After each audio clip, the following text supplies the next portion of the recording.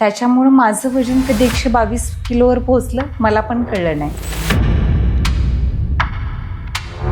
मी कमी खातो तरी पण वजन वाढतंय. तुमचा 80% आहार आहे आणि 20% तुमचा व्यायाम आहे. 50 किलो वजन आहे तर इतक्या कॅलरीज. तुमचा BMI कॅल्क्युलेट केला जातो. पोट आधी वाढतं, तर असं का होतं पुरुषांमध्ये? तू रडायचं नाही, तू फक्त चालत राहायचं. मग तो काहीतरी आर्थिक ओझं घेतो. फ्रुट्स की फ्रूट ज्यूस ऐवजी फळांना प्रेफरन्स द्या. डिटॉक्स वॉटर घ्यायचं, मग जसं लिंबू आहे, आलं आहे, पुदिना आहे. नमस्कार, मी अक्षता.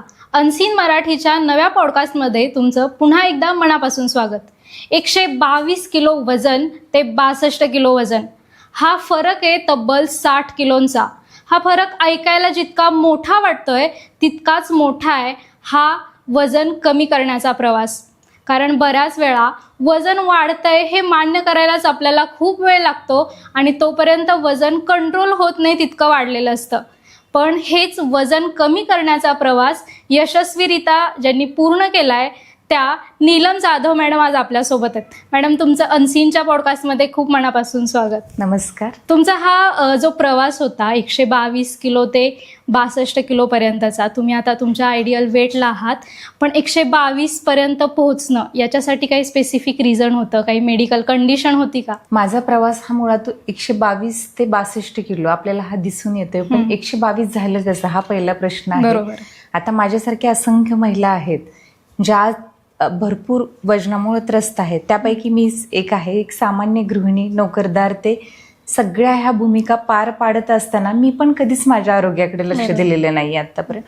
त्याच्यामध्ये स्वतःकडे दिलेलं दुर्लक्ष, खाण्याच्या अयोग्य पद्धती, त्याच्यामुळे माझं वजन कधी 122 किलोवर पोहोचलं मला पण कळलं नाही.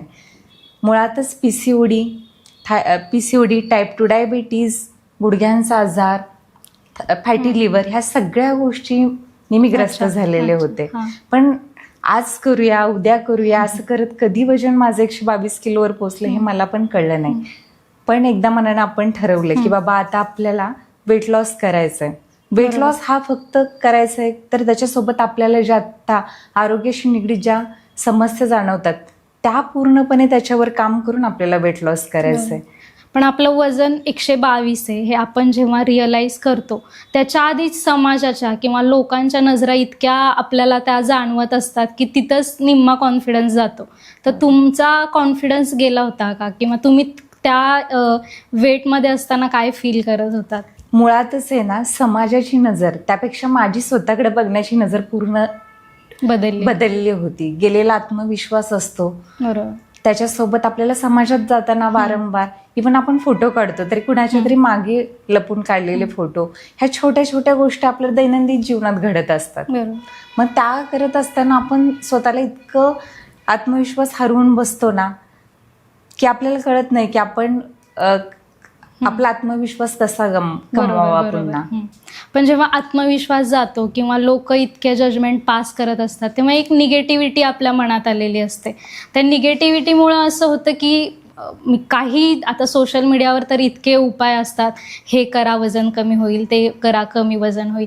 मग अशा वेळी आपण जे पण आपल्याला उपाय असं वाटतात की हे माझ्यासाठी हेल्पफुल ठरू शकतो ते आपण करायला जातो. तर तुम्ही असे काही उपाय केले आणि त्यांनी फायदा तर काही झाला नाही पण वर्स इफेक्टच झाले त्याचे, असं झालं?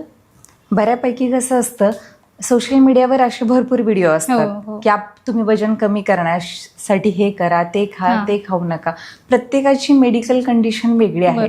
जसं मला PCOD आहे, त्याच्यासोबत मला फॅटी लिव्हर आहे, टाईप 2 डायबिटीज आहे. प्रत्येक सोशल मीडियावरचा दिलेला आहाराचा व्हिडिओ हा मला लागू होतो असा नाही. त्यासाठीच मुळात माझं जे शिक्षण झालेलं आहे BTech फूड सायन्स अँड टेक्नॉलॉजीमध्ये, आणि त्याच्यानंतर मी PG डिप्लोमा केला फूड न्यूट्रिशन अँड डायटेटिक्स. मग तुम्ही हे शिक्षण म्हणजे ते स्पेसिफिक कोर्स घेण्याचं काही कारण होतं की वजन होतं, किंवा त्या कोर्सकडे का गेलात की कोर्स घेतल्यानंतर मग हा वजनाचा प्रॉब्लेम आला? नाही, मुळात माझं BTech हे शिक्षण पूर्वीच झालेलं आहे आपल्या कॉलेज लाईफमध्ये.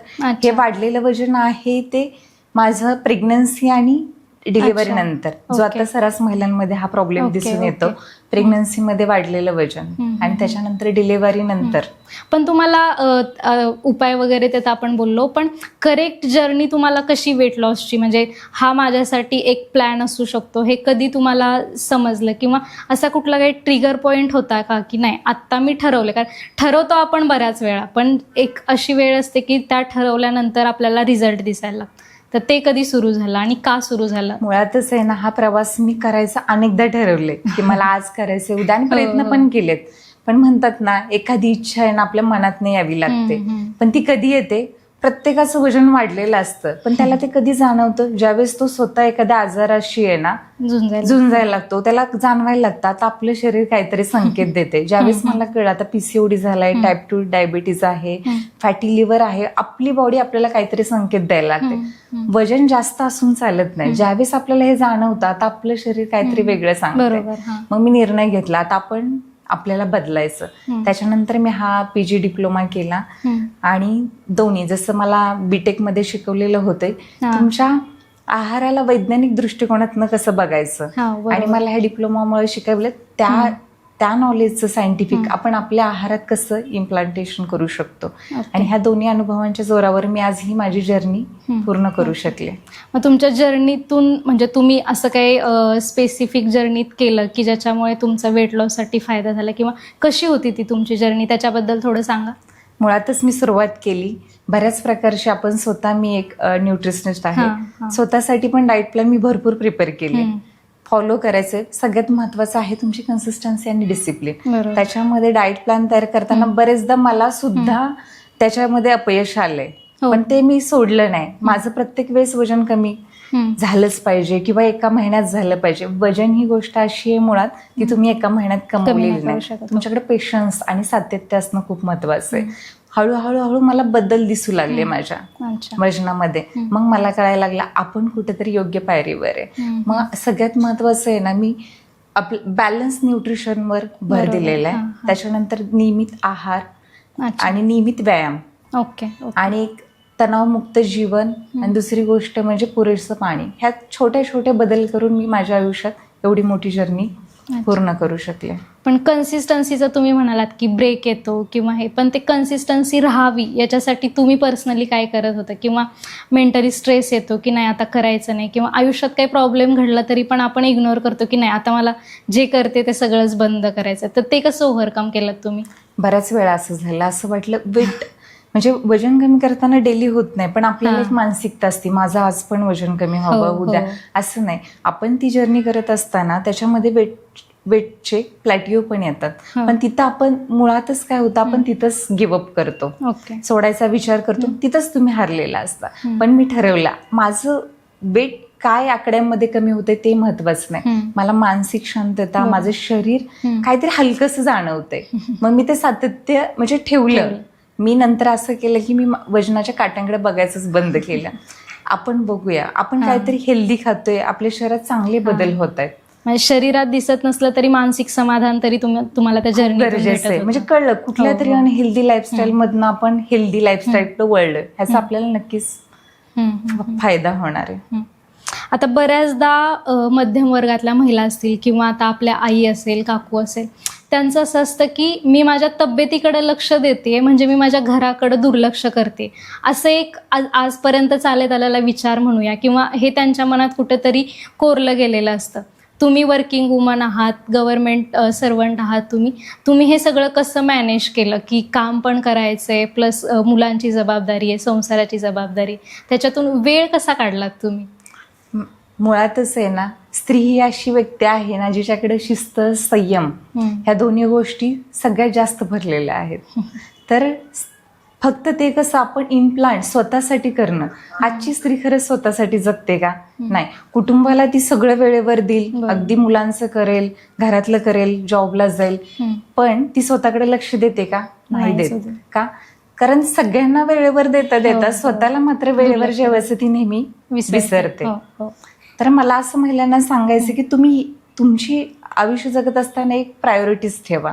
तुमचं मुलं, घर सांभाळणं हे तुमचं कर्तव्य आहे, पण त्यातनं थोडासा स्वतःसाठी वेळ काढला नक्कीच पाहिजे. म्हणजे थोडासा वेळ काढणं, म्हणजे आता कुठं महिलांना वेळ काढता येऊ शकतो, किंवा जर डेली रुटीन बघितलं महिलांचं तर कुठं असं होऊ शकतं की तुम्ही हे काम करताय तर याचा फायदा तुम्हाला हेल्थसाठी जर तुम्ही अशा पद्धतीनं केलं तर ते काम फायदा होऊ शकतो, असं काही सांगता येईल का? फायदा म्हणजे सगळ्यात महत्त्वाचं तुमचं टाइम मॅनेजमेंट. आपल्याकडे खरंच वेळ असतो. म्हणजे मी सुद्धा गृहिणी आहे, मी पण एक नोकरदार आहे. तुम्ही जर काढायचं ठरवलं ना स्वतःसाठी वेळ तर खूप निघतो. आता सोशल मीडियाचा जो प्लॅटफॉर्म आहे आपण त्याच्यामध्ये बराच वेळ देतो. देणं गरजेचं आहे, आपल्याला त्यातनं नॉलेज मिळतं. पण त्यातनंच एक स्वतःसाठी बाजूला जर वेळ काढायचं ठरवलं ना, तुमचं रुटीन चेंज करा, टाइमचं मॅनेजमेंट करा, आहार हेल्दी घ्या, तुमच्या घरात जो बनतोय वेळेवर घ्या. प्रत्येकाच्या घरात जेवण बनतं पण ते वेळेवर माझ्या पोटात जातं का? बरोबर. त्याच्यामुळे आजकालच्या महिला एवढ्या समस्यांनी ग्रस्त आहे.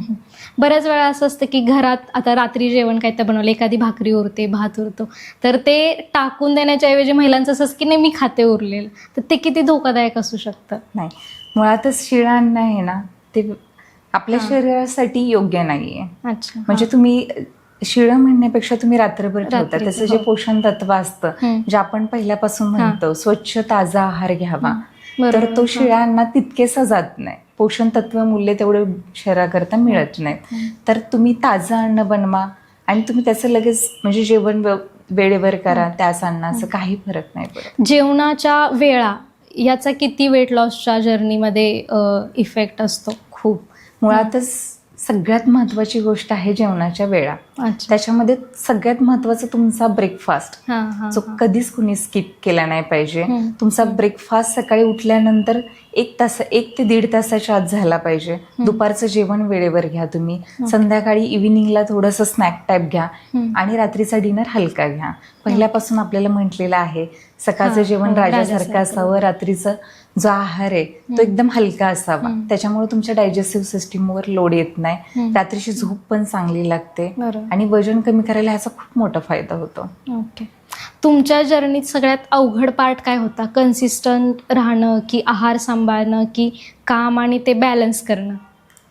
तसं तर सगळं मुळातच आहे ना, मी एका देश सैनिकाची पत्नी आहे, त्यामुळं घर मुलं ही सगळी जबाबदारी मी एकटी पार पाडते.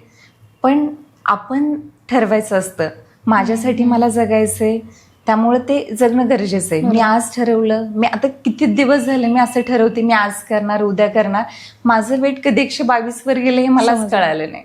म्हणजे मग एके दिवशी ठरवायचं आपण की मला हे करायचंय ना, ते कुणासाठी करायचे? स्वतःच्या हेल्थसाठी. सोबत आपण बाकी कर्तव्य तर पार पाडतच असतो घरातली.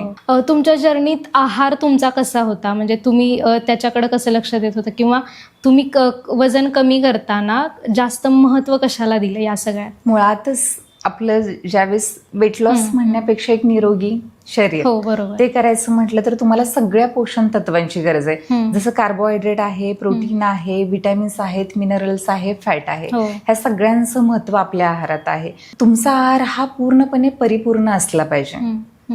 असं नाही की तुम्ही फक्त प्रोटीन रिच आहार घ्या. तुमचा आहार बॅलन्स असेल ना तर तुमच्या शरीराला पण त्याचा खूप फायदा होतो. आता बऱ्याच जणांचं असं म्हणणं असतं की मी व्यायाम करतो पण माझं वजनच कमी नाही होत, मी कमी खातो तरी पण वजन वाढतंय. तर हे सगळे मिथ आहेत की रियालिटी, की आहारामुळेच हे सगळं होतं? मुळातच आहे ना, तुमचा 80% आहार आहे आणि 20% तुमचा व्यायाम आहे. योग्य आहार आणि त्याला व्यायामाची सांगड घालणं खूप गरजेचं आहे. कारण व्यायाम हा फक्त तुमचं वजन कमी करत नाही, तुमचं मानसिक संतुलन आहे, तुमचं स्ट्रेस आहे ते कमी करण्यास मदत करतो. तुम्हाला आनंदी ठेवायचं काम व्यायाम करतो. आता जर आपण आपला प्रेक्षक शक्यतो सगळे मध्यमवर्गीय मराठी किंवा महाराष्ट्रीयन लोक आहेत असं आपण समजलं, तर एक आयडियल आहार किंवा जेवणात काय असायला पाहिजे हे जर सांगायचं झालं, किंवा वेट लॉस करायचं पण नाहीये पण एक हेल्दी लाईफस्टाईल जगायचं आहे, तर एक आयडियल आहार असं सांगता आलं तुम्हाला तर? आयडियल आहार मुळातच तुम्ही जी जेवता ती प्लेट कशी असावी त्याच्याबाबत मी सांगते. तर तुमचा आहार हा तुमच्या ह्याच्यात तुमचं स्टेपल फूड, जसं मी भाजी खाते, चपाती, त्याच्यासोबत तुमची हिरव्या पालेभाज्या, डाळ, म्हणजे तुमचा आहार बॅलन्स पाहिजे. तुम्ही तिथं तूप पण घेऊ शकता, म्हणजे एक हेल्दी फॅट सोर्स झाला तो. ओके. आणि फळांचं काय, म्हणजे नाश्ता कसा असला पाहिजे? आपण पहिलं इथून सुरू करूया. नाश्त्यात काय घ्यायला पाहिजे? मुळातच तुमचा नाश्ता आहे ना राजाप्रमाणे पाहिजे. कारण तुम्ही ज्यावेळेस नाश्ता फुल करता तुमची एनर्जी दिवसभर आपण काही ना काही ऍक्टिव्हिटीज करत असतो, तर तो तुम्हाला दिवभर सतत एक ऊर्जाशील ठेवण्याचा साठी मदत करतो तुम्हाला. पण आता नाश्ता आपला जर महाराष्ट्रात आपण सहसा काय खातो तर पोहे, उपमा, इडली, सांबार असं. पण जे आपण सोशल मीडियावर बघतोय वेट लॉस करायचं तर कडधान्य खा, फळच खा. आपला मग पोहे, उपमा याच्यातून मिळणारे न्यूट्रिशन्स असतील किंवा त्याचा फायदा आणि कडधान्यातून मिळणारा फायदा, हे बॅलन्स कसं करायचं? आता समज मी एक पोह्याचंच उदाहरण देते. तुम्ही पोहे खाऊन पण वेट लॉस करू शकता, पण पोहे बनवावे कसे? तुम्ही पोहे हा सगळ्यात जास्त कार्बचा सोर्स आहे. तुम्ही फक्त कार्ब्स घेऊन चालणार आहेत का? तर त्याच्यासोबत तुम्ही व्हेजिटेबल, थोडक्यात व्हेजिटेबल पोहा, तुम्ही त्यात भाज्यांचा समावेश करा, प्रोटीनचा, फॅटचा सोर्स म्हणून शेंगदाणे वापरा आणि भरपूर भाज्या वापरा. पोह्याचं प्रमाण आहे ते थोडंसं कमी करा आणि बाकीचं बॅलन्स करा. आता 122 किलो ते 62 किलो हा टप्पा जितका मोठा आहे तितकंच ते अवघड पण आहे करणं. तर तुमच्या याच्यात तुम्ही घरचा आहार घेऊन हे वेट लॉस केलंय असं तुम्ही आपण मगाशी बोलताना सांगितलं, तर ते घरचा आहार घेऊन वेट लॉस करणं हे आश्चर्याची गोष्ट वाटते. कारण आपण सहसा बघतो की काही तर प्रोटीन घ्यायला लागतं, जिम करायला लागते, खूप हार्ड डाएट करायला लागतं. तर तुमचं तो प्रवास कसा झाला 62 किलोपर्यंतचा? मुळातच माझी वेट लॉस जर्नी आहे ती पूर्ण घरच्या आहारावर आहे. कारण आपली भारतीय जी आहारशैली आहे किंवा आहार आहे तो परिपूर्ण आहार आहे. तर माझा हा प्रवास करताना मी तेच सांगते, आपल्याला प्रोटीन, कार्बोहायड्रेट, फॅट सगळ्या गोष्टी इम्पॉर्टंट आहे. तर त्याच्यासाठी पूर्ण घरचा सकस आहार हा एकदम योग्य आहार आहे वेट लॉससाठी. मी कधी कुठली सप्लिमेंट्स किंवा प्रोटीन पावडर अशा कोणत्याही गोष्टींचा आत्तापर्यंत तरी मी वापर नाही केला माझ्या वेट लॉस जर्नीमध्ये. म्हणजे सगळा घरचंच खाऊन, कुठली बाहेरची प्रोटीन पावडर नाही किंवा काढा तर घरीच असतो, पण बाहेरून आजकाल प्रत्येकाची पावडर मिळते. तर तसं तुम्ही काही घेतलंच नाही आजपर्यंत? नाही मॅडम, मी असंही गोष्टी कोणत्याही ट्राय केलेल्या नाहीत. प्रोटीन युक्त आहार आपल्याला एवढा प्लांट बेस आहे, ॲनिमल बेस आहे, त्याचाच वापर केला आहे. कार्बचे चांगले सोर्स आहे, ज्वारीची भाकरी आहे, कधी तुम्ही चपाती किंवा नाचणी आहे. तुमच्या लाईफस्टाईलमध्ये तुमच्या आजारानुसार आपण, म्हणजे माझं, आपण तो आहार घ्यायचा आहे परिपूर्ण.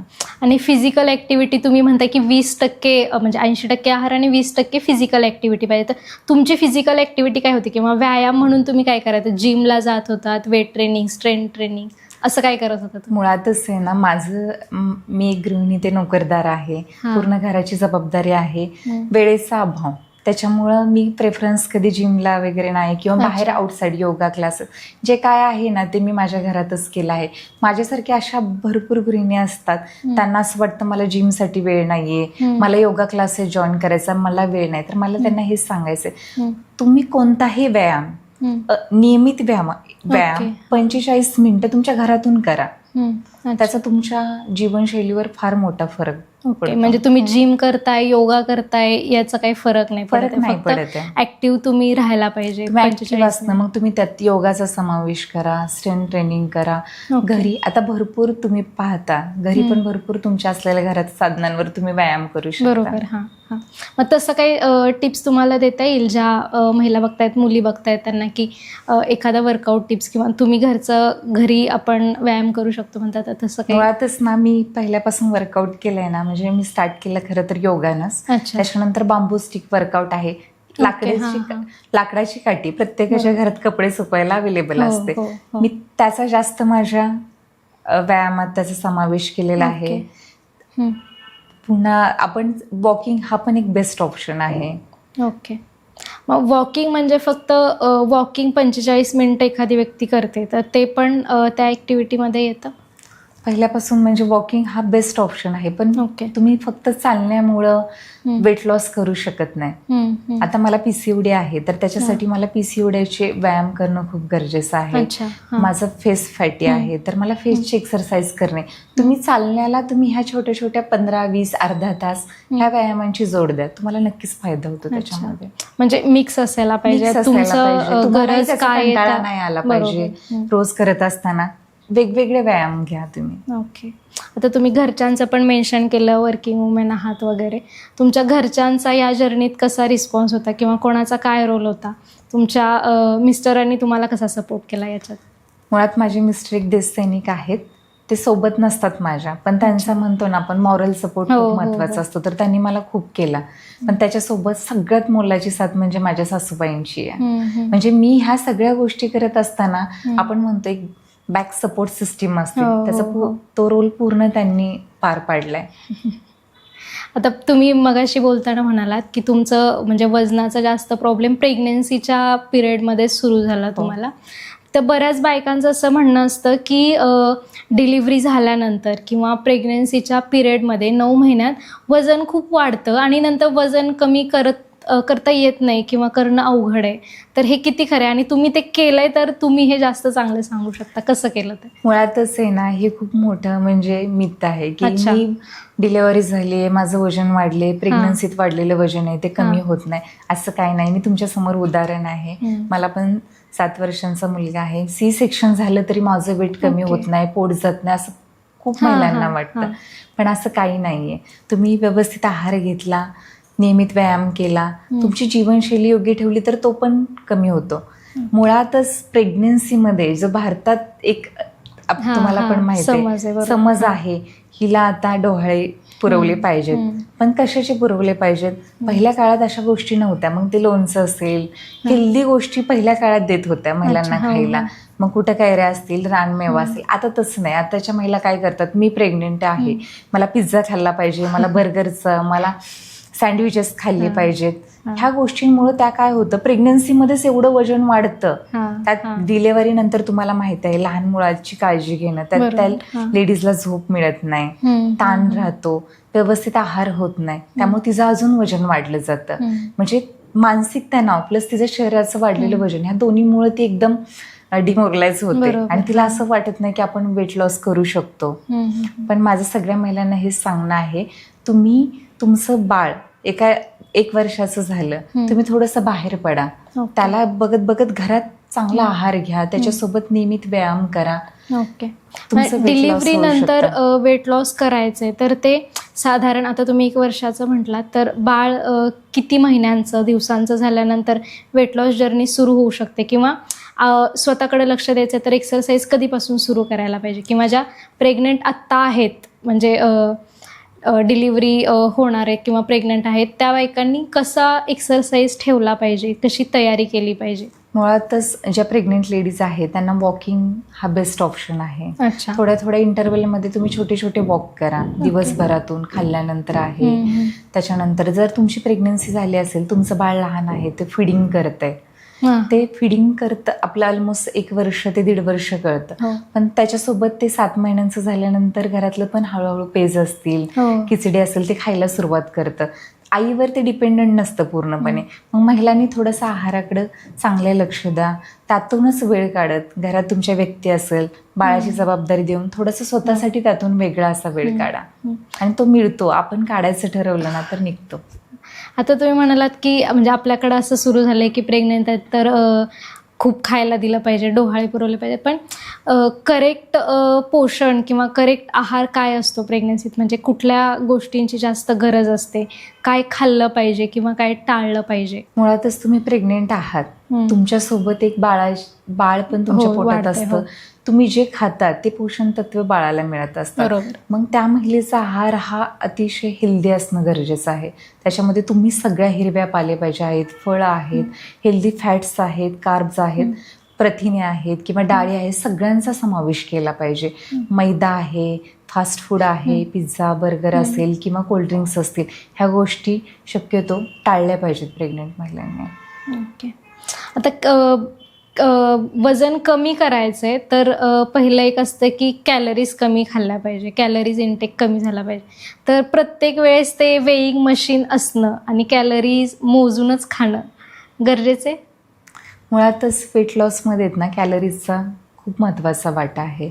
ज्यावेळेस मार्गदर्शनासाठी माझ्याकडे एखादा क्लायंट येतो, त्याच्यामध्ये आपण त्याला रिक्वायर्ड कॅलरीज किती असतात त्याच्या दिनचर्येनुसार एखादा Okay. व्यक्ती आहे तो 2-3 तास, जसं स्पोर्ट पर्सन हां, असतात हां. त्याचा वर्कआउट लेवल ऑफ ऍक्टिव्हिटीज किती आहेत त्याच्यानुसार आपण आहार तो कस्टमाइज करत असतो. Okay. जर एखादी बैठी जीवनशैली जगणारा ऑफिस मधला व्यक्ती आहे तर त्याचं तो खर्च किती करतो एनर्जी ते पण अच्छा. महत्वाचं आहे.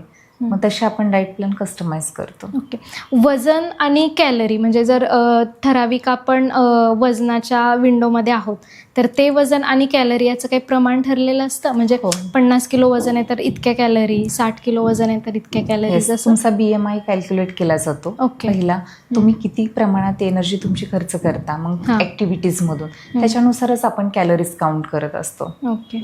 BMI किती इम्पॉर्टंट आहे म्हणजे जर आज आपण BMI काढायचं म्हटलं तर 10 पैकी मला वाटतं 7-8 लोकांचा बिघडलेला असेल. तो किती इम्पॉर्टंट आहे आणि तो बिघडलेला BMI त्याचा इम्पॅक्ट काय असतो बॉडीवर? मुळातच महिलांसाठी 18 ते 22 पर्यंतचा BMI हा हेल्दी मानला Okay, जातो. हां. पुरुषांमध्ये तो 26 पर्यंत असेल तरी काही हरकत नाही. ओके. BMI बॅलन्स कसा ठेवू शकतो आपण? हेल्दी लाईफस्टाईलनं तुमचं वजन कमी करा, तुम्ही तुमचं बॉडी फॅट कमी करा. वजन म्हणजे हां. बॉडी फॅट कमी करायचं. Okay. Muscle gain, muscle weight आहे ते तुमचं रिटेन करून फॅट लॉसवर आपण वर्क केलं पाहिजे. ओके. हां. तुमचा BMI त्याच्यामध्ये मेंटेन होऊ शकतो. पण मग फॅट कमी करणं आणि वजन कमी करणं हा डिफरन्स जर घरी आपण वर्कआउट करतोय तर तो कसा पाळायचा? म्हणजे जर मी एक्सरसाइज करते तर मला माहीत नाही फॅट बर्न होतंय की मी वीक होतीये, ते कसं सांभाळतं? म्हणजे आहारातून सांभाळायला पाहिजे की व्यायामाच्या कुठल्या टिप्स आहेत की ज्याच्याने ते सांभाळलं जाईल? मुळातच वजन कमी करणं आणि फॅट लॉस करणं ह्या दोन गोष्टी वेगळ्या आहेत. हां. आपला फोकस हा फॅट लॉसवर असला पाहिजे. हं.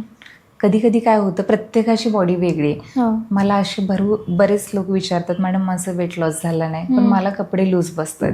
म्हणजे त्या व्यक्तीनं इंच लॉस केलेला असतो, म्हणजे फॅट अच्छा. लॉस केलेला. हां. फॅट लॉस हा हेल्दी वेट लॉस मानला जातो. ओके. तुमच्या ह्याच्यात सगळ्या न्यूट्रिशनचं बॅलन्स झालं पाहिजे. कार्ब्स हा मेन आपला एनर्जीचा सोर्स आहे. प्रोटीन हा मसल्स बिल्डिंगसाठी वापरला जातो. फॅट तुमच्या हार्मोनल हेल्थसाठी चांगलं आहे.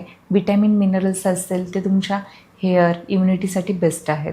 तर तुमचा आहार हा सर्वसमावेशक असला पाहिजे. आजकाल बऱ्याच मुलींमध्ये असं जास्त असतं की माझं वजन जास्त नाही वाढलं पाहिजे, मी चांगली म्हणजे जी आयडियल फिगर आहे बॉडी त्याच्यातच मी राहिलं पाहिजे म्हणून वजन कमी राहण्यासाठी कमी खातात. तर मग त्याचा धोका किती असू शकतो कमी खाण्याचा, किंवा त्याचे काय साईड इफेक्ट्स होऊ शकतात? मुळातच आहे ना, कमी खाणं हे चुकीचं आहे.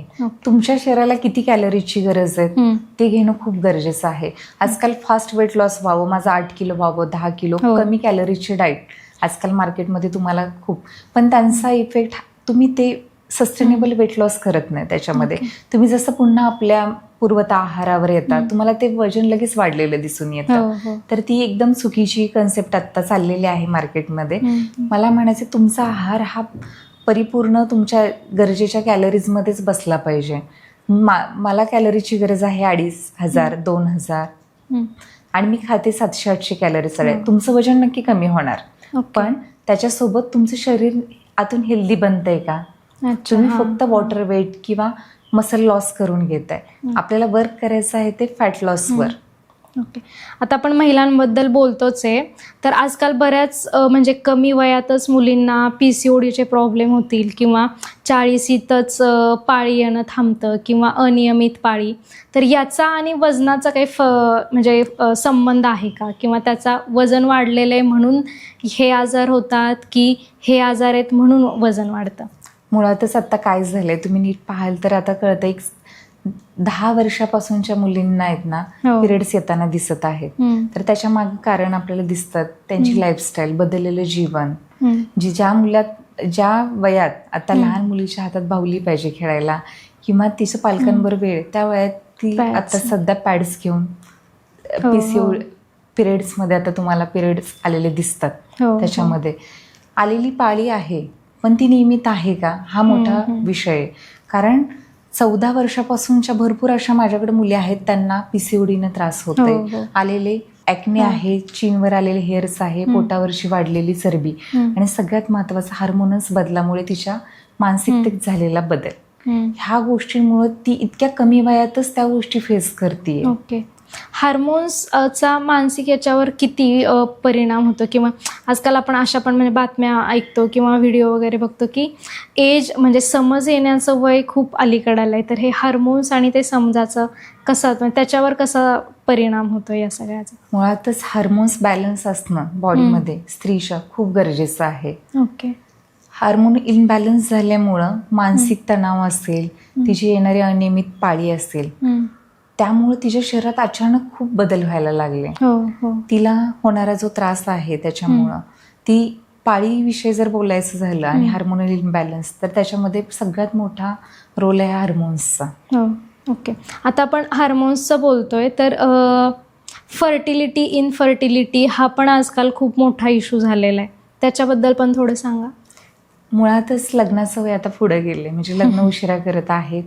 आणि दुसरी गोष्ट म्हणजे इनफर्टिलिटीचे प्रॉब्लेम आता खूप वाढत आहेत समाजात.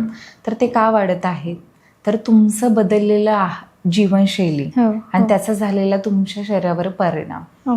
तुम्ही फास्ट फूडकडे खूप जात आहात, व्यायाम करत नाहीयेत, किंवा अपुरी झोप आणि ताण, ह्याच्यामुळं हार्मोन्सवर इतका इम्पॅक्ट व्हायला लागलेला आहे. म्हणजे स्त्रीच्या शरीरावर ती खूप प्रमाणात म्हणजे बदल व्हायला लागले आहेत. इनफर्टिलिटीचा आपण बोलतोय, तर याच्यात आपण आतापर्यंत महिलांचा विषय घेतलाय, पण पुरुषांच्या याच्यात पण पुरुषांचं वजन आणि इनफर्टिलिटी याचा काही परिणाम होतो का? म्हणजे तो पण फॅक्टर याच्यासाठी मॅटर करतो का? आता इनफर्टिलिटीचे आता प्रॉब्लेम बरेच महिलांमध्ये दिसत आहेत. तर का होत आहेत? तुम्ही डॉक्टरकडे जाता, तुम्हाला डॉक्टर हार्मोनल पिल्स देतात, पण तुमचा पीसीओडी पूर्णपणे बरा होतो का? ते गोळ्या आहेत तोपर्यंत. माझ्याकडे अशा असंख्य क्लायंट आहेत, मॅडम आम्ही गोळ्या घेतल्या पिल्स, तोपर्यंत आम्हाला पिरियड्स व्यवस्थित आले, जशा सोडल्या तसं ते येणं बंद झालं.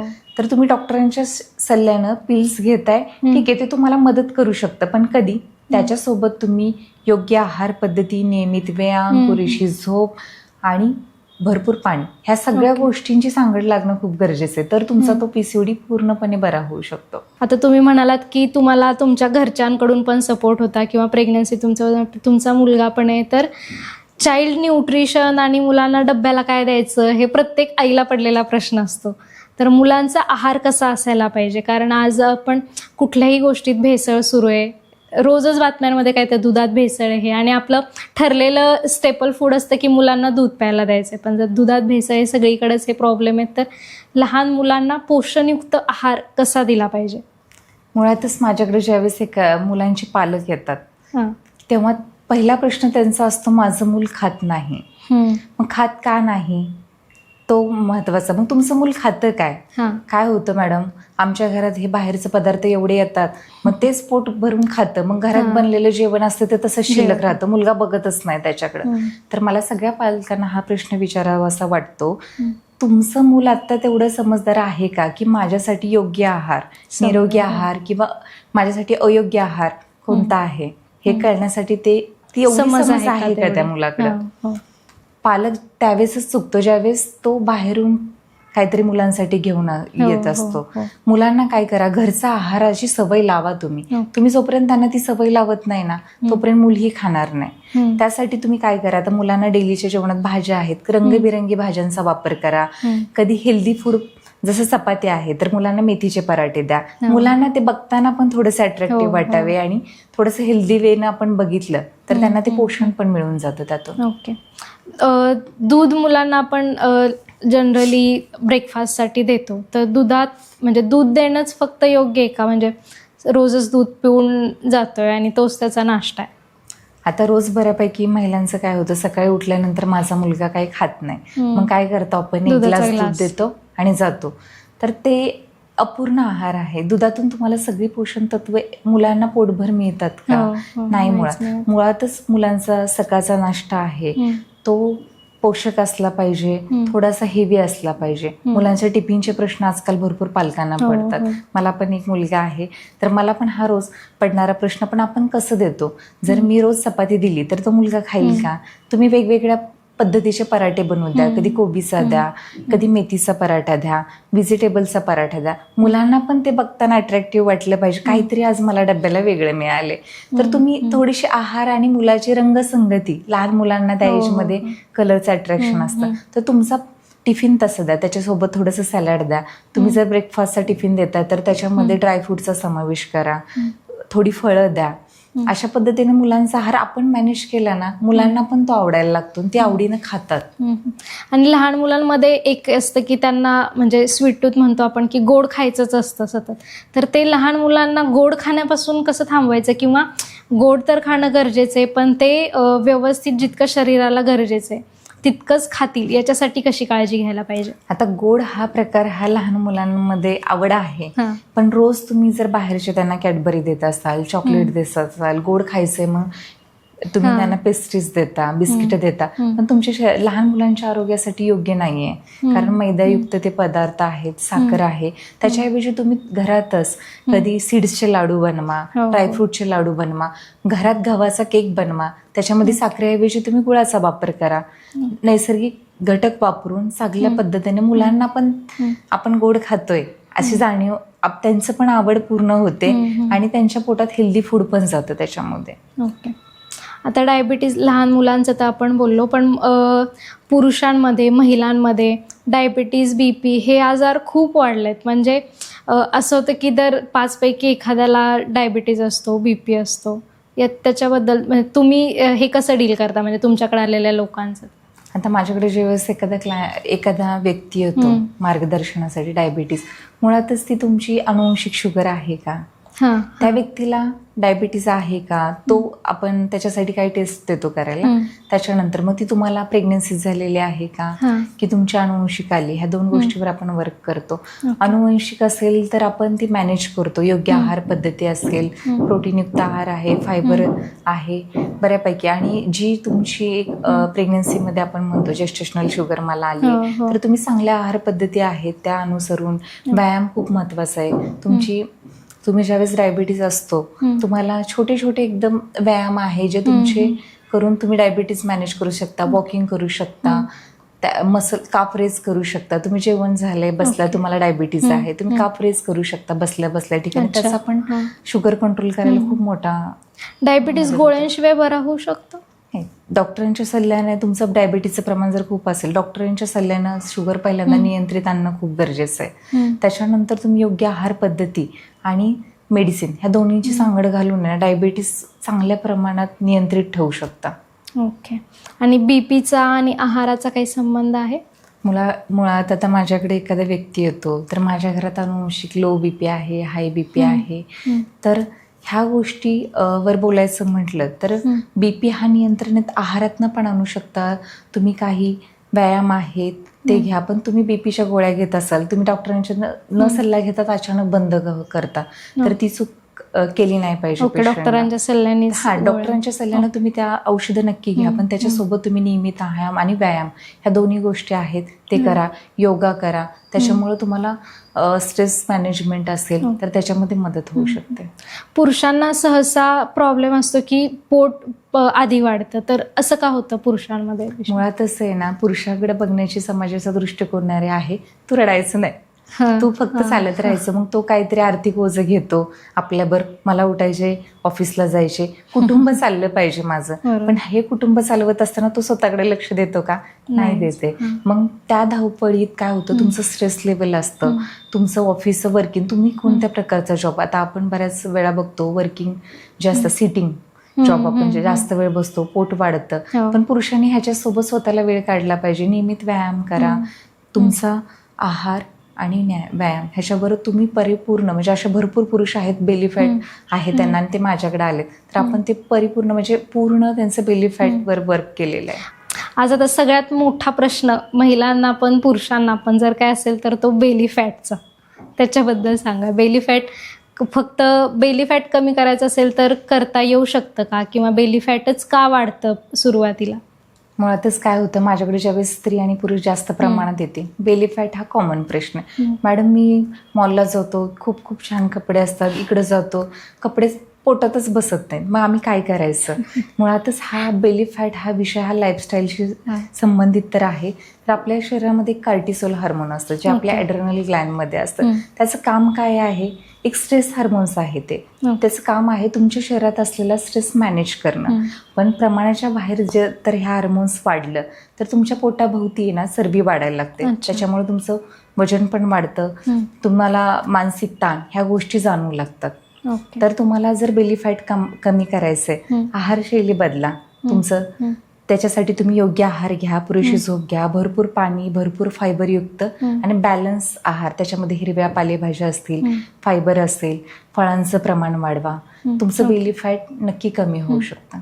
आता बेली फॅटचा मुद्दा घेतला की मग आता फक्त मला बेली फॅटच कमी करायचं आहे, माझं डबल चिन आहे, मला फक्त डबल चिनच कमी करायचं आहे, किंवा माझे दंड मोठे दिसतात, मला तेवढंच कमी करायचं, असं स्पॉट रिडक्शन करता येतं का?